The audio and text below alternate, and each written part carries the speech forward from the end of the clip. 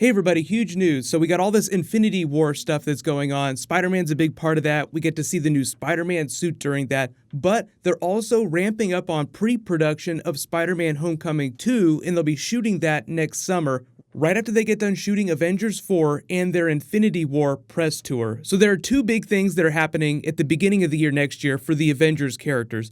They finished shooting Avengers 4 sometime in January, confirmed by Mr. Winter Soldier, Sebastian Stan, thank you very much. And then because the premiere of Infinity War is at the beginning of May, their press tour will start just a little bit before that.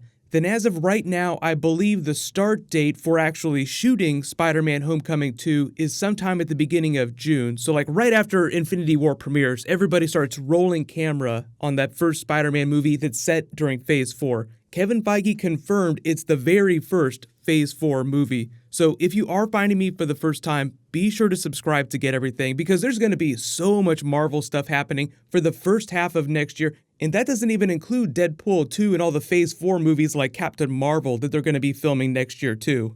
But the hilarious thing that you may have heard recently is that they confirmed the working title of Spider-Man Homecoming 2 is The Fall of George, which is a reference to the Summer of George Seinfeld episode. So I'll explain what that means, but it's also sort of a continuation of an Easter egg from the first Spider-Man Homecoming movie, whose working title was literally The Summer of George.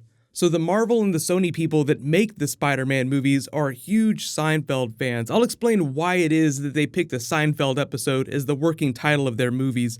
But beyond that, there's all these Gwen Stacy auditions that have been surfacing, so it sounds like we will legit get Gwen Stacy. And for those of you that are wondering, even though all the kids in the Spider-Man Homecoming movies are high school kids, a lot of them are characters that go on to become really big comic book villains and comic book heroes eventually. It's just that they're all in high school right now, so I'm not expecting a whole lot of costumes. One of the biggest things in the last couple of years to take off since they've rebooted the Spider-Man movies is that the Spider-Gwen character has taken off. I don't think that the movie's going to actually do her. I think it'll just be Gwen Stacy when she shows up. Captain Stacy, there's something that I need to just be brave and tell you. Well... It's okay, Gwen. I already know. Wait, so how many of us are there? They just dropped that trailer for the animated Spider-Verse movie with Miles Morales. The people that made that did tease that there would be multiverse stuff going on, so you would see a lot of other versions of the Spider characters. So I think that's where they'll put Spider-Gwen, Silk, and all the various different versions of Spider-Man that you've ever wanted to see. So if you want to see Spider-Verse stuff, I think they're going to keep that largely animated, and for the most part, the only version of Spider-Man that you will see in the live-action MCU movies is Tom Holland himself. You just get to see him in a parade of different costumes. So we'll talk about the changing costume between Infinity War and Spider-Man Homecoming 2, because it's always possible that he keeps that Iron Spider suit after Infinity War.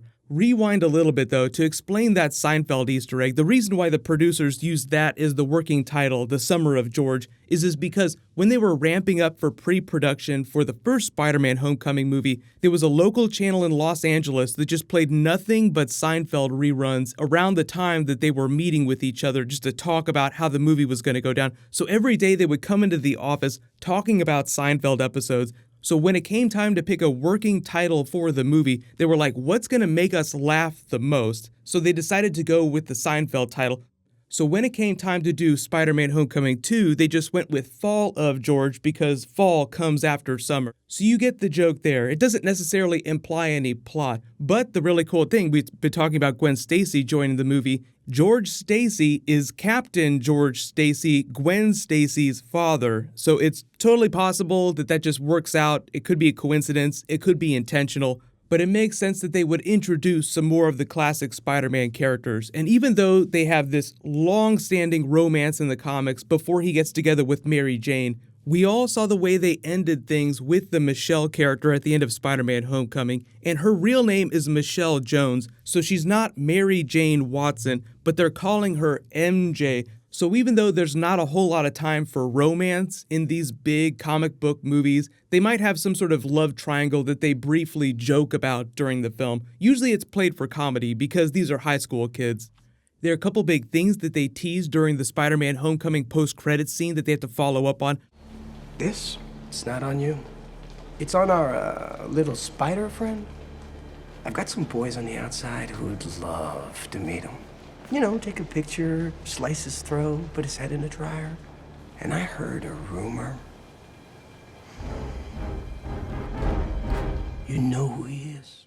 The idea that the Sinister Six is slowly coming together, it might be a little bit early to do them. I would rather, if they're going to do a trilogy of movies and they re-up their sharing arrangement, they push actual Sinister Six team up to the third Spider-Man Homecoming movie, and they just introduce a new member of the Sinister Six as the big bad, like Kraven the Hunter or Mysterio or even Sandman. Sandman doesn't feel like he's quite as big as Kraven the Hunter though, but they haven't revealed who they're casting as the main villain yet.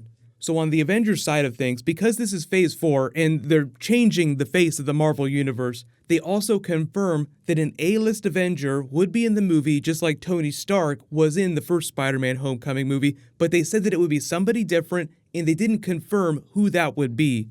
I think they're waiting to see which of those actors re-sign their contracts, like if Chris Evans doesn't want to be Captain America anymore, but I would really love to see Bruce Banner Hulk in a Spider-Man Homecoming movie. The reason why they might not use him, even though it would be hilarious, and he would probably have some chemistry with May, in the way that Tony teased Peter a lot about how good his aunt looked because she was so young. But there is supposed to be so much Hulk in Avengers 3 and Avengers 4, so I don't know if they would double down on him right after that. It could be any number of the Avengers. Let me know in the comments which A-list Avenger that we haven't seen team up with Spider-Man do you want to see in the next Homecoming movie. It would be about the same amount as you saw Iron Man during Spider-Man Homecoming, so above cameo level, but not quite a co-star because the movie's still mostly Spider-Man Tom Holland. But just remember, even though they're casting Gwen Stacy, don't expect her to be the main focus of the film because they kind of did that during the Andrew Garfield era. So whatever ends up happening with the plot, I'm still expecting Zendaya's MJ to be the main female character. And I do think that she'll figure out that Peter Parker is Spider-Man because she's just a little bit smarter than everyone else. And from what we've seen of him, Peter isn't exactly the world's greatest detective and not the best keeper of secrets. His best friend found out he was Spider-Man in like the first 20 minutes of that movie. What are you hiding, Peter? I'm just kidding, I don't care. Bye. All right, so we should... But for the most part, when you're trying to make predictions about what they're doing, just remember that there might be a lot of changes in the face of the MCU after Avengers 4, but for the most part, they will follow up on a lot of the things that they set up during Spider-Man Homecoming. So the characters will be back, they'll follow up on that Matt Gargan Scorpion post-credit scene. But get hype because this is all coming after Peter's next big Avengers retreat, which is 2 different movies, Infinity War and then whatever they call Avengers 4, which I'm just thinking of as the Infinity Gauntlet right now. There's a whole bunch more comic book stuff that's going to drop before the end of the year, so leave all your bonus video requests. And there is a new round of that IMAX ticket giveaway. All you have to do to enter is be a subscriber, leave a Spider-Man related comment on the video. Congratulations to the winner from my last video, Green Goblin. Please private message me so I can get your contact details. There'll be a new round when I post new Marvel. Click here for my new Infinity War Spidey Pool video, and click here for my Star Wars The Last Jedi Easter eggs. Thank you so much for watching. Everybody stay awesome. I'll see you guys tonight.